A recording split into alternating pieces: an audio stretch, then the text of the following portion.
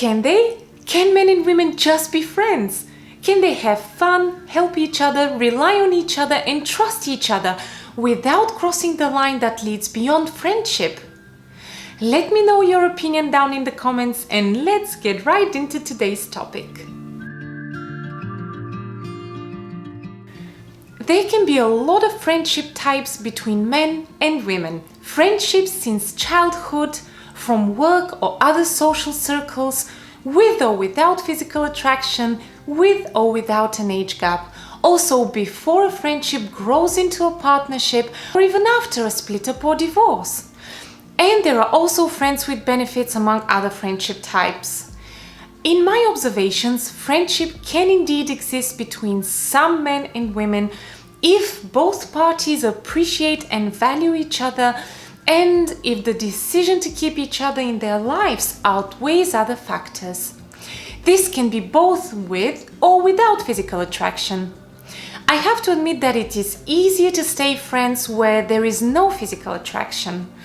A friendship can survive mutual physical attraction where there are differences in the expectations, plans, and timing for future relationship, career, or even marriage. If both parties communicate and realize that such differences would destroy a potential relationship and minimize the chances of a renewed friendship, they don't cross the line. A friendship can survive one-sided physical attraction if the party who is not infatuated does not take the other one for granted, does not over-rely on them and overshare with them, and does not give them false hope. And if the infatuated party is not pushy or demanding. The scenario where a friend loves the other person so much that the friend just wants them to be happy, regardless who they're with, is way too rare nowadays. Age also plays a huge role. A friendship between men and women is possible, especially where one of the parties is much older than the other and they feel protective like a parent or a relative towards the younger party. This could be partly because of individual values, character, and parental instinct, but also because of the wisdom and realism that comes with life experience and age. However, if, in the case of an age gap, there is a clear power imbalance that any of the parties takes advantage of, we can't speak of a true friendship in the first place. On the other hand, true friendship between men and women of similar ages does exist as well, but it seems to be more short-lived or rare. Such friends may have had similar experiences for their age, as a result of which they may have developed common interests. Add some physical attraction to the picture, and you end up with at least one of the friends harboring hope that there is a real chance for this friendship to grow into something more. These factors could cloud the judgment of the infatuated party, make them see what they want to see, and prevent them from noticing other equally as important factors.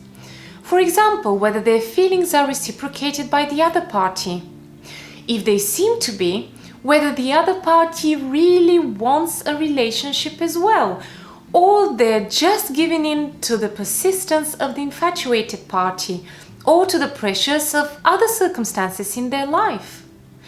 Also, whether their expectations, plans, and timing for future relationship, career, or even marriage are compatible.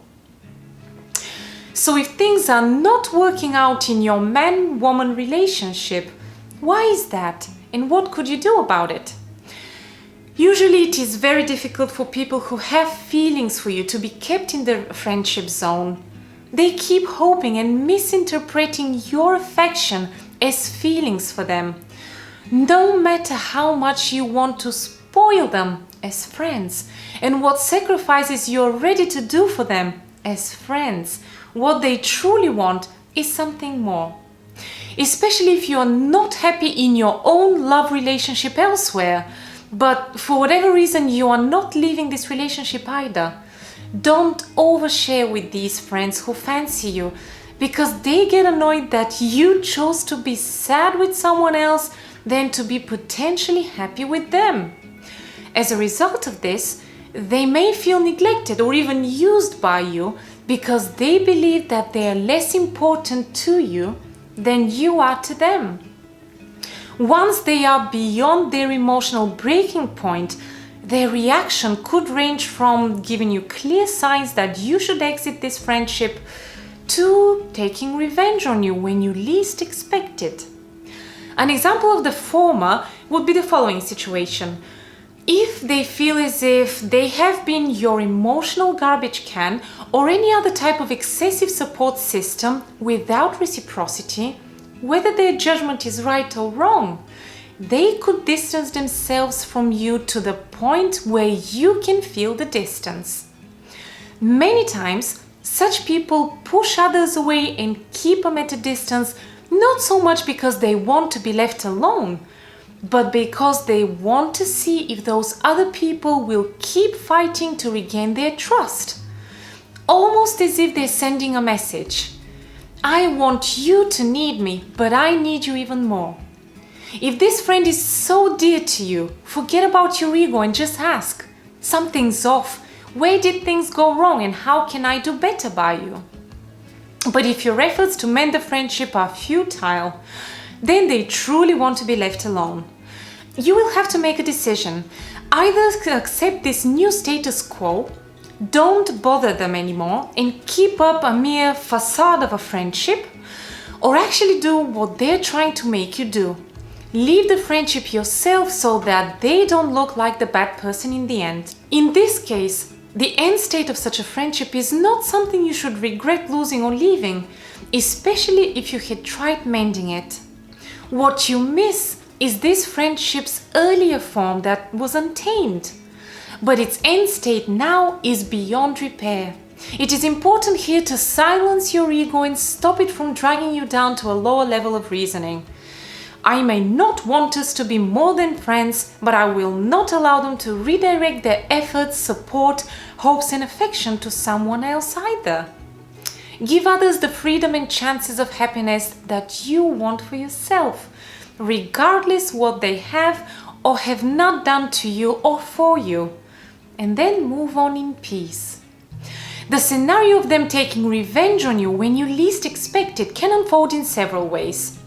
They can either tell you directly that you are no longer their friend, or they can start distancing themselves so slowly from you that you start wondering whether this is all a product of your imagination. You will get your proof once they refuse to help you when you need them the most, and when they make you feel guilty that you are asking them for help at all. They may even accompany their refusal with some hurtful words towards you. Those moments when you need them the most are the moments when you are not able to do something important on your own, and most likely you can't rely on other people either, and there is a lot at stake, be it emotional or tangible and material. Such moments highlight your reliance on your so-called friend and make their absence and refusal to help you more painful than usual. In their mind, this pain is justified and you deserve it, even if it is unbearable, because they have endured the pain of not being anything more than a friend who has always been there for you. Once this friend has reached such a point, they will be the ones demanding you to apologize to them, chase them and even beg them, regardless how painful their revenge has just been. And in most cases, you won't be able to convince them otherwise.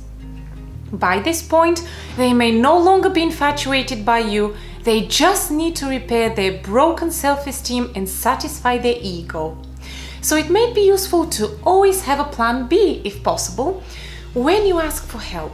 In this way, if they are not there for you, you will still accomplish whatever you had set out to do.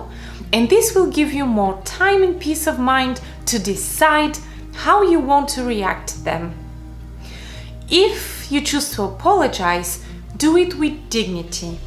And when they ask for more and more and more, you may want to set healthy boundaries. If nothing is enough for them anymore, the whole situation seems impossible to repair, and this is getting too much for you, it may be helpful for you to let it go and leave. If you're the kind of person who lays all the cards on the table in order to drop what has been weighing you down before you leave, feel free to do so, but be mindful that your truth may not be accepted by the other person. It can hurt them even more and burn bridges for the future. The other option would be to just let it go and leave. No explanations, no justifications, just moving on. Just make sure that whatever you choose to do, you don't walk away with the intention to teach them a lesson. Do it because you have learned your own lesson of knowing your self-worth and boundaries, and also appreciating others without taking them for granted and giving them false hope. And never ever forget to love yourself. If you are getting value now, please like, share, subscribe, and hit that bell button to get notified when I post a new video. Check out my other videos and let me know down in the comments if you would like to hear more on this topic or any other topics, because I care about what's important to you.